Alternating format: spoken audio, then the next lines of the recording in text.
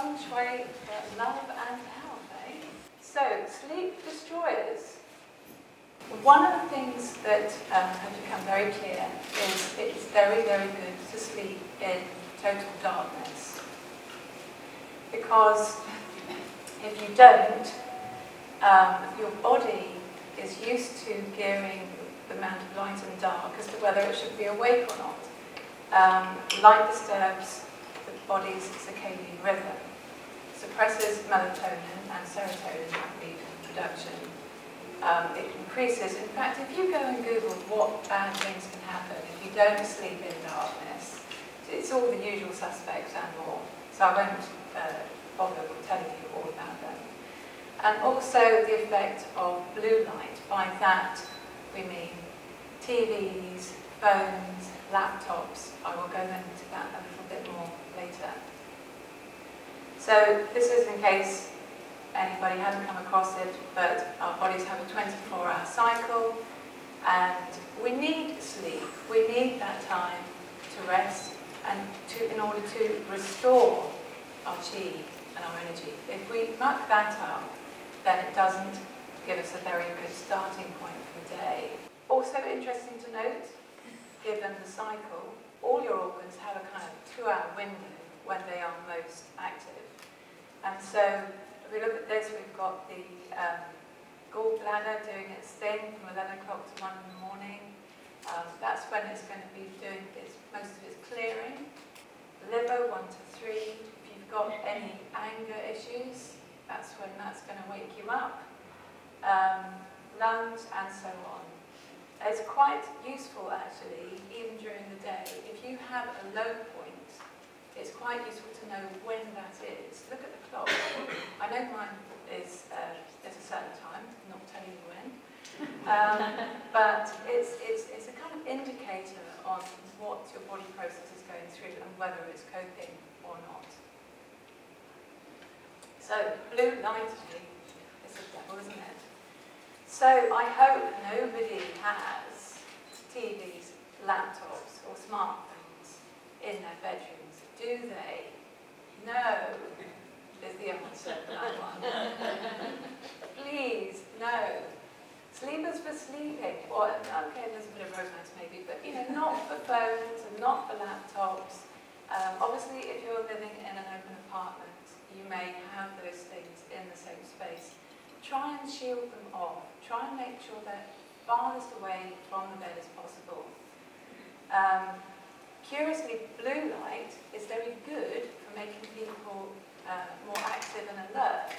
So if you're going to have exposure to it, the morning isn't a bad time to have that exposure. But you don't want that just before you go to bed, obviously. So blue light, as on there, it says you can shift the body clock by as much as 3 hours, which is quite a lot. So please don't do that. Demand switches, I'll go on that a bit more, well, I won't go on that much more, but it's very good to not really have any electrical contact near your bed. If you can, switch things off the fuse box, try and get rid of dimmer switches. If you're going to have a night light, possibly use the ones that just are motion censored, so they're not on the whole time. So, bed in power position. What we want for a bed is to feel safe and protected, and the best way of doing that is to have it in a position where you've got a view of the door, but you're not facing it, and it's good to have your head against the wall. I put just there, just in case you don't see it, inspiring, soothing art, possibly, to look at when you get up in the morning. Probably not a good idea to have a mirror in that place. Obviously, there are Feng Shui ideas about your spirit leaving. You don't want to give yourself a surprise in the morning when the spirit comes back from the mirror. I would suggest that most people aren't looking their best first thing in the morning, so you might not want to do it just because of that reason. And also, I've put symmetry there. said that it is a very good idea to have 2 bedside tables rather than 1. There's an equality going on there. I know it's a kind of cartoon drawing, but I actually drew sort of curved edges on the bedside tables on purpose, because if you're not careful, if you have sharp edges that are near to the body, it can have an effect in terms of sharp-chi. Bit more about that later. I like this company. They've got a nice website, they've got some nice things. I just thought I'd show you this one because it's got a big old headboard there, nice and supporting. It's got the symmetry of the lights on either side. There is a mirror inside. And another thing we'll be talking about a little bit more is the colours, nice earth colours, a dash, shall we say, of passion with purple there. Not too much, but it just gives it a little bit more warmth. Bad head positions. Yes, I know, confident position.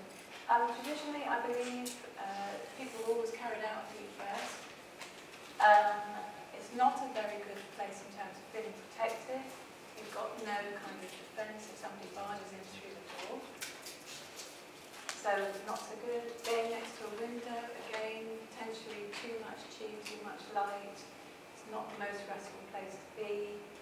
I know, I couldn't help it, I just put a snorer in there. Not a good angle because you've got that gap behind.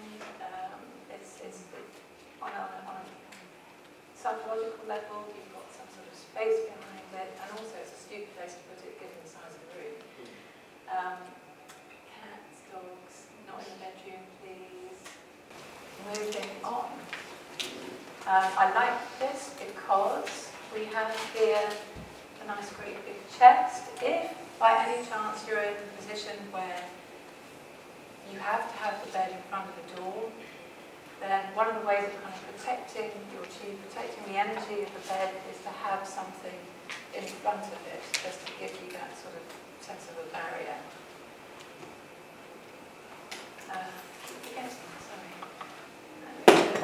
Another one, I like this to an extent. If you're not too tall, that's great. That end of the bed there. If you're someone like me, I can't actually have something right at the end of the bed because my feet dangle out the end. But again, potentially a way of supporting the energy if it was in front of it at all. So, colours. Neutral tones, earth tones. It's all there. Cream, natural, taupe, beige, ochre, pale yellow, terracotta, brown, chocolate. And a dash of passion. A little bit of pink, magenta, orange, umber. Plum, gold. Think about colours you like. There's nothing wrong with having a bit of green or a bit of blue or whatever, but try to not make it too much, not too prominent. This is one of Aladad's. Now that says passion to me. I don't know how much sleep you get in that bed, to be fair. But if you want a bit of romance, that's the bed. That's the bed to have. Look at that. Very sumptuous, I would say. Thinking of fire energy and passion, I quite like this because you're getting a hint of the fire in terms of the shape of the diamond, but without too much red. So when it comes to colours, don't just think of the actual colours, but think of the elements they represent. And there's always a way of representing an element in a space without necessarily being too literal about it. Again, one of Aladad's, nice bit of elegance and luxury, the draping. Dash of pink there. Also, another little chest there if you needed it. Again, symmetry. Nice big headboard again. Now, this is, I like the gold. This is lovely apart from, and I know it would have been a photographer's device as opposed to an intention. They've left the door open there on the bathroom. If you have got an ensuite bathroom, close the door. Keep it closed. You don't want the bathroom energy in the bedroom.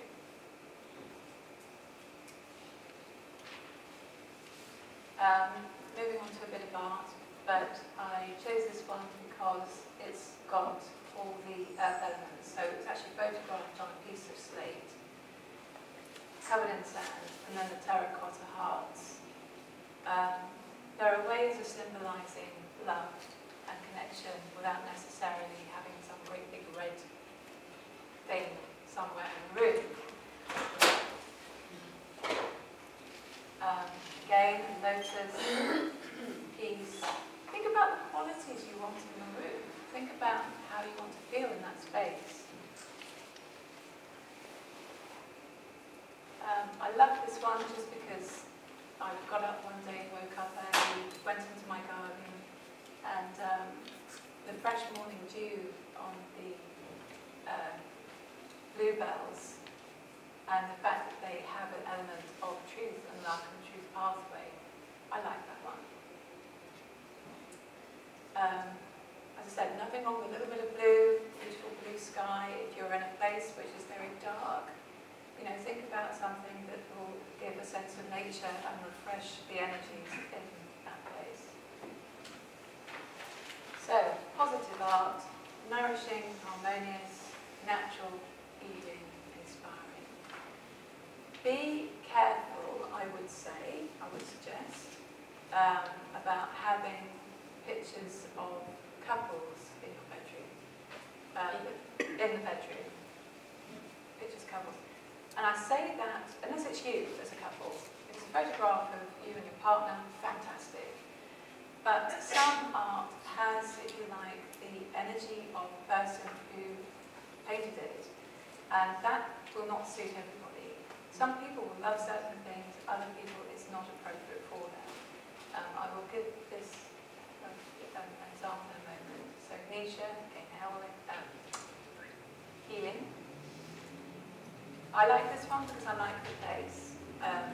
I'm standing sort of by the white horse, looking over Dragon Hill, Uppington, and it has very good memories for me of my son flying his owl-shaped kite on Dragon Hill whilst the kestrel was fluttering by the side of the hill. So that does it for me. Might not do it for you then, but I like the idea of a distant view, giving that vision of the future. Orange poppies, it's good for self-love and trust. So quite a nice area, although there's two of them and they're orange. Maybe the northeast as a hint of sense of self-worth. Bit of passionate poppy there. Nice bit of oomph in that one. Chinese tree peony. Now the thing with the Chinese tree peony is known for attracting romance, but it is in particular used to put in the room of a young unmarried woman to attract a man. They say, if you are married, best to not have it in the bedroom, otherwise your husband might be attracted to a young single woman. So in that case, the tree peony picture should be put perhaps in the living room for everybody to admire, but not, if you like, in affecting potential relationship. 2 red chillies there. Now we'll come on to cures, but there is a cure which worked for somebody I know. I didn't even know it would work, but I said, well, why don't you give that a go? This lady had been trying to get pregnant for over 2 years. No medical problems, it would seem. And I went to the house, and the first thing that struck me very clearly was in the hallway. There were several black and white pictures of out of focus trees. I thought, oh, that's interesting. And that's what you should say when you see art. All Feng Shui consultants know that if you see somebody's art, you say, that's really interesting. What do you like about that? And there may be a perfectly good reason for them really liking it, and that's fine. So as to not judge, but it's very interesting to know what these things make people feel. So in this particular case, this guy was into photography, and he said he wanted to take photographs of life force that wasn't human. And I thought, okay, interesting, you want to have a baby, right, fair enough.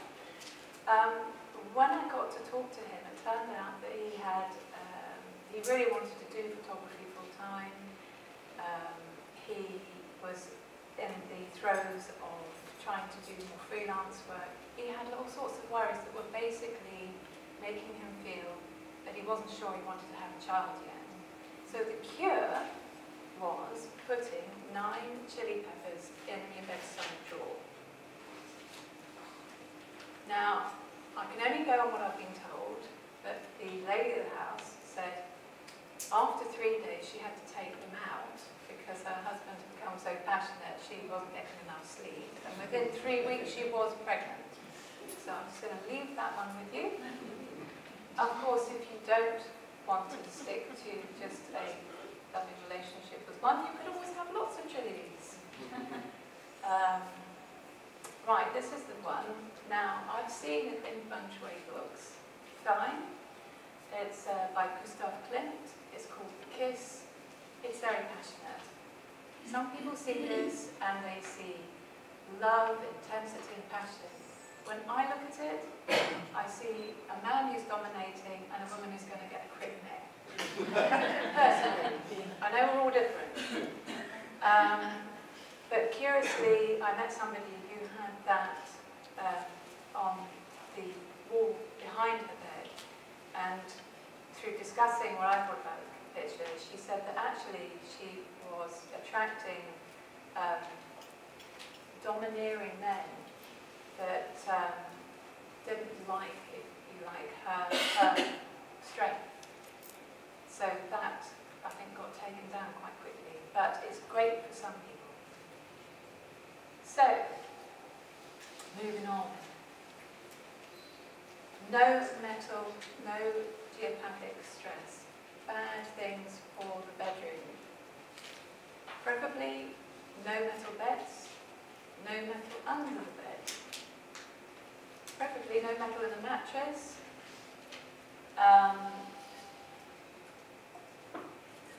No geopathic stress. Everybody familiar with geopathic stress? A few no's going on there. Geopathic stress, how best to do this in a minute? It's the underlying earth energies that affect the ground on which your house is built. Healthy resonance of the earth is at 7.83 Hertz. We're happy with that. We are well with that. When NASA sent people up into space and they replicated that particular resonance, it helped the astronauts stay healthy. That can change, and in quite specific areas, if, for instance, you have underlying stream of water underneath your house, it's quite possible. It's just natural, but because it's actually vibrating at a higher rate, because it's moving quicker, it can disturb sleep. You also get geopathic stress generated from geological faults on the Earth. You can get the echo effect coming from motorways. Go and Google it. There's all kinds. But the point is that if you have geopathic stress in a house, if it goes through where you are sleeping, it can have a detrimental effect on your health. Quite often they say with babies, I didn't witness this with my own child, but if a baby starts off in the cot just in a normal place, and by the morning it's squished into the same corner every morning, it is quite possible that there will be a line of geopathic stress going through that cot. So it's good to get it checked out. I work for the Dowsing Society, and I was talking to a mum some time ago whose child was, thank goodness, recovering and is now okay, but had leukemia. and I offered to do a survey of the house. I said I wanted to just look at a map. I don't want to know where anybody sleeps. I just want to be able to look at what I can see there. And there was only one place in the house where lines crossed, and as it happens, it was right underneath his bed. So it's something to really take seriously, I would say. Some people are affected by it more than others. If you've got really good chi, if you've got really good energy, the chances are you will not have a problem with it. But some people who have a more delicate constitution can actually have physical, even emotional and mental problems with this. So, along with that, we have things like living near big telephone masts, great big pylons, that's the word. These can have an effect on people. Now, I did a lot of reading before I came here. Not that it did me a lot of good. Feeling a bit dyslexic at the moment. And dirty electricity. Now, I sent an email to Jan saying, I've read all about this, and I don't want to say. So he said, get them to ask him. So if you've got any questions about dirty electricity, he's your man. Also have a look at Power Watch, the actual site. Now I did actually, I never forget, I'm going to read this out. A definition, Radiation Safety Institute of Canada, in fact. Dirty electricity is being blamed for some host of symptoms, from headaches, sleeplessness and general pains to cancer and suicide. Dirty electricity is said to be caused by a variety of electrical devices, dimmer light switches, compact fluorescent tube lights. It should be noted that dirty electricity is not actually a scientific term. It refers to electricity that has been transformed or corrupted. It is measured as the noise caused by harmonics in the electrical system. Some report it to be a health concern, etc., etc. Therefore, back to the taking the blood circuits out and minimising the amount of electrical disturbances you have in the bedroom.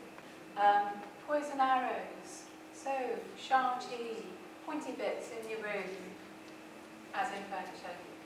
Bad idea to have a light or maybe a great big fan with big pointy shardy shapes on top of the bed, because it can actually affect people health-wise. Excuse me.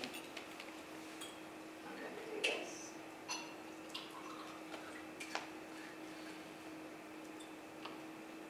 So if you've got a lampshade or something in that position, I would suggest moving it.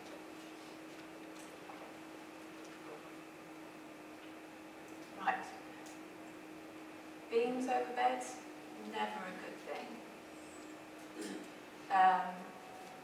And that doesn't obviously show it, but also sloping ceilings, energetically, if the ceiling, if your bed head is in the sloping part of the roof, it doesn't really help your sense of feeling safe, protected, being able to think clearly.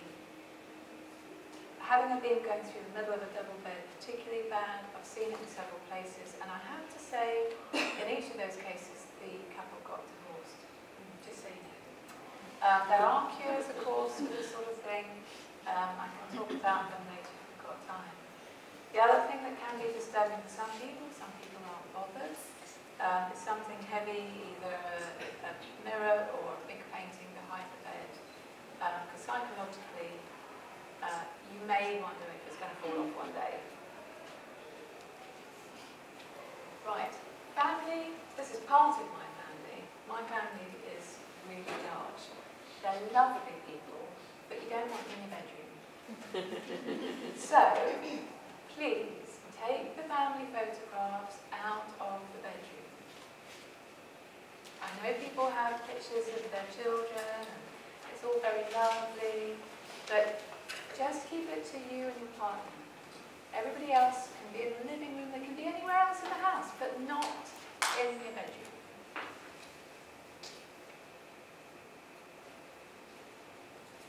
Clutter. The very lovely Robert Gray, who's no longer with us, used to say, "How do you eat an elephant one bite at a time?" And he was referring to clutter. Some people have big problems with clutter, and it's so big that it's actually difficult for them to know where to start. So the idea is that you start somewhere. Now, with regards to the bedroom, I would say one place to look for clutter where it shouldn't be is under the bed. Ideally, you don't have anything under the bed. You definitely don't have anything metal under the bed, and you don't have things like shoes under the bed or Granny's antique jewellery. If you're going to have something under the bed, just keep it to the spare winter duvet, maybe a bit of, perhaps some winter clothing that's just jumpers or something like that if you have to use that space, but preferably leave it blank.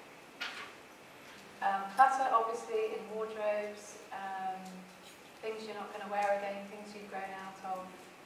Now, I can honestly say it's not my strong point. So, holding the hand up there, what I do is I have my kind of 6-month rule. I have the things I will throw out, the things I should throw out but can't quite throw out yet. So they go into their own special place, and then if they're still not being worn in the next 6 months, then I can let them go. But sometimes,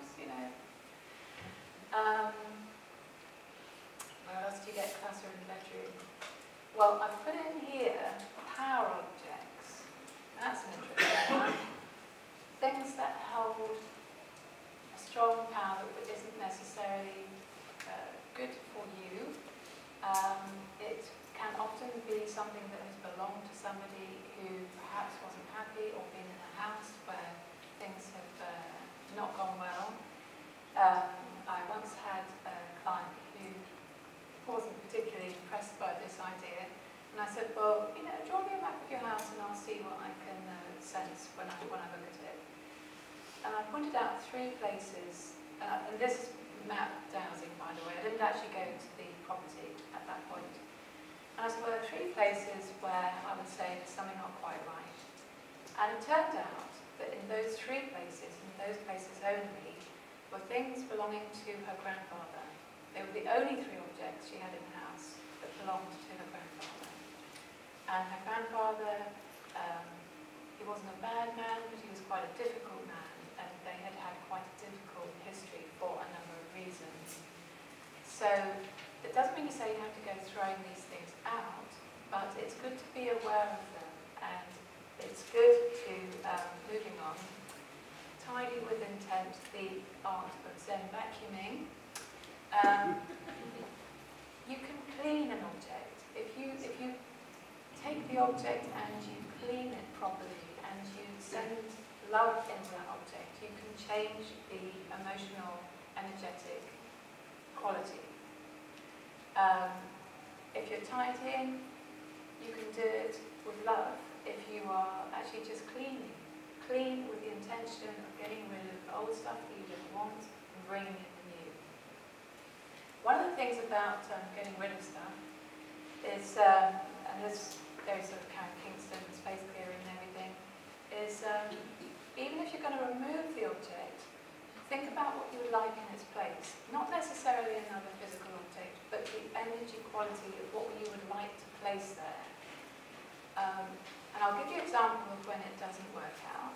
It's when I was trying to do my bathroom, and I had all these shelves, and I thought, I don't really need these anymore. I'm gonna give them to a charity shop. 1 month later was Christmas, and what did I get? I got a whole load of shelves from somebody, which were almost exactly the same as the ones I'd just got rid of. But I hadn't thought about what I wanted in its place. I hadn't thought about the kind of energetic quality or what I would want instead of that and why I was getting rid of them. Just have an intention. We've done what's under your bed, hopefully nothing. Moving on. Very nice lady, very good friend, allowed me to take a photograph in her bedroom. And in fact, I thank her very much. And the reason I put this in is because, and here's another one. I knew that was going to happen. I'll go back to that one. There's too much good. She's lovely. Her family is lovely. They're all lovely. And I think why I put this one in is, A, obviously there's a serious problem going on there that needs addressing. But also, we can be quite judgmental, I think, when it comes to seeing something like this. I can also think of another lady I know who is a really lovely woman, but very cluttery. And that's where they're at. When I first started doing Feng Shui, my friend's nickname is Feng Shui Police. So I was so enthusiastic and so intent on giving people the benefit of my wisdom. I was probably a complete pain, quite frankly. So I'm showing you this because she allowed me to see it.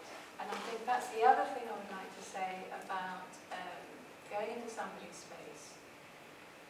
You're possibly the first person outside the family that's ever seen that space. And don't underestimate how that can affect them after you have gone. So I would say always make sure that you are there initially, at least, for feedback and for your client to talk to you.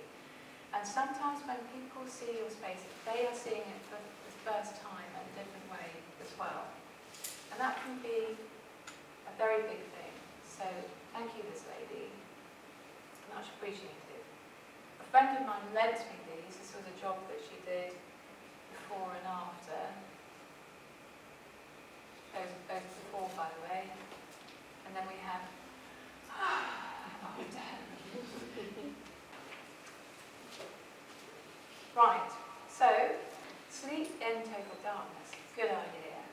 Eliminate EMFs and blue light. Yes, eliminate geopathic stress.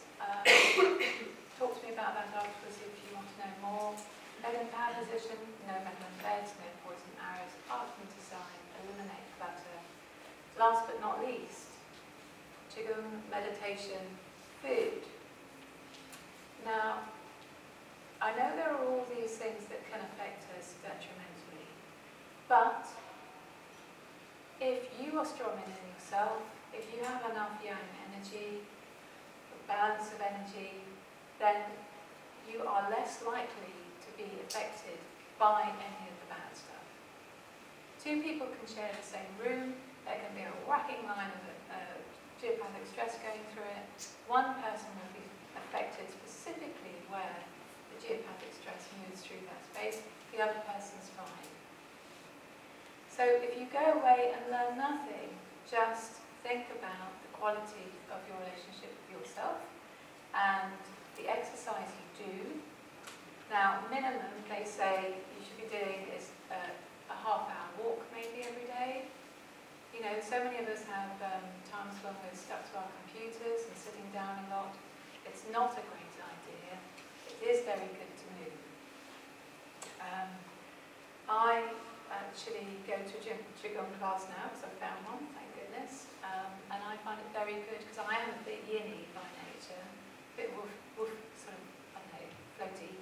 And it's really good for bringing you back into your body and giving you core strength and core stability. So I thoroughly recommend that, or anything that does that. I actually asked my Qigong teacher if there was anything she would say that would encourage a good night's sleep. And she, interestingly, suggested that what she sees when people are failing to get to sleep is there's a lot of emphasis in the West about doing perhaps positive visualizations, you know, thinking of lovely clouds drifting off, la la la. But it's all in your head still. And for some people, they need to start bringing their chi down into their body so they can see. So better than thinking about galloping across the sky on a unicorn or whatever does it for you, is to actually just breathe into your body and to, if you like, and you can't think of anything better to do, say hello to your organs. Just breathe into the organs of your body and just get a sense of how you are on the inside. Meditation, that can be very good to calm yourself down. I would say, again, try and keep it simple. Food, just quickly,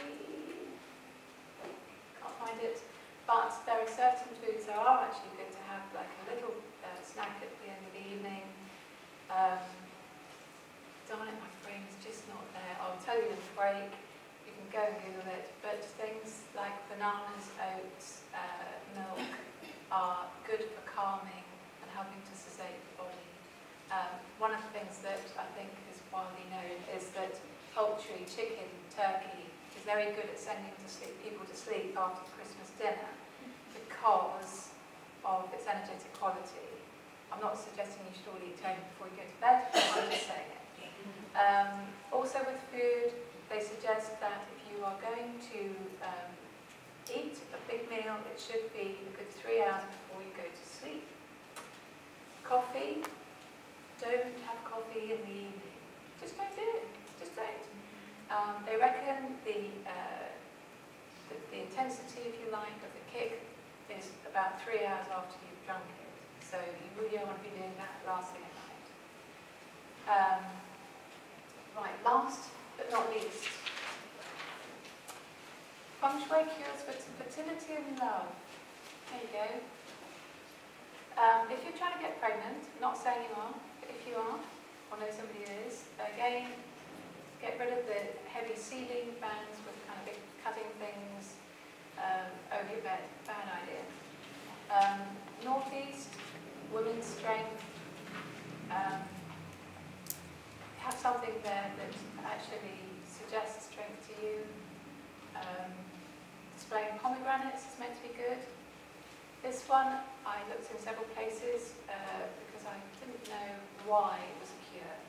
But having a picture or a statue of elephant with its trunk down, I was thinking, why does it have its trunk down? And that is because it suggests the mission has been accomplished. I'll leave that one with you.